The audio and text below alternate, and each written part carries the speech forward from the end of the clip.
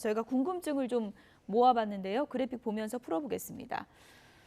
네, 먼저 이런 궁금증이 있으시더라고요. 병원에서 내가 신속항원 검사에서 양성을 받았는데 가족분들은 3일 내 PCR 검사 받으세요. 이렇게 안내를 한다고 하거든요. 왜 가족은 또 PCR을 받아야 되는 건가요? 예, 이 부분은요. 확진이 되었다고 하면은 일단은 PCR에서도 거의 확진될 가능성이 높은 것이죠. 네. 하지만 이 동거인 경우에 있어서는 접촉한 지 얼마 안 됐다고 그러면 증상이 없을 수도 있고 무증상 경증일 가능성이 있는데 이때에 신속항원 검사를 했을 때에는 위음성이 나올 가능성이 높습니다. 그래서 가능한 한 초기에 민감도가 높은 PCR 검사를 해야만 이 동거인의 이 확진 상황을 빨리 알 수가 있는 것이죠.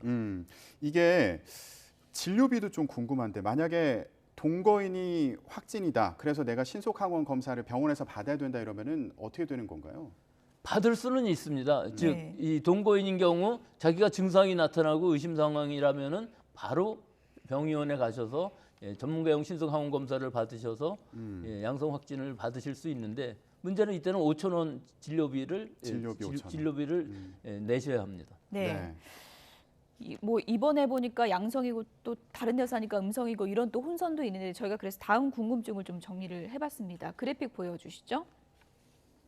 네, 자가진단 키트 집에서 내가 목에다 이렇게 해봐갖고 양성이 나왔는데 병원 신속항원 검사 받아보니까 또 음성이 나왔다고 하더라고요. 이럴 경우에는 뭘 믿어야 되는 건가요? 이거는 병원 거를 믿어야죠. 병원 거요? 가짜 음성이 나왔다기보다는 일단 자기가 한 것이 가짜 양성이 나왔을 가능성이 높습니다.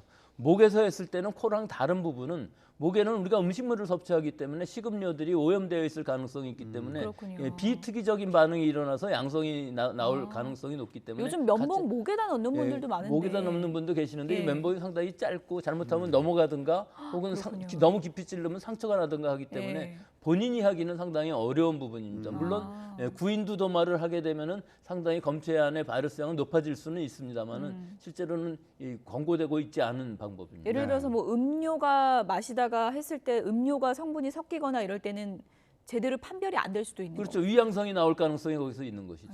이건 침으로 했을 때랑 마찬가지 상황입니다. 사실. 네. 그러니까 신속키트 자체가 원래 코에다 하라고 만들어진 거죠. 어떻습니까?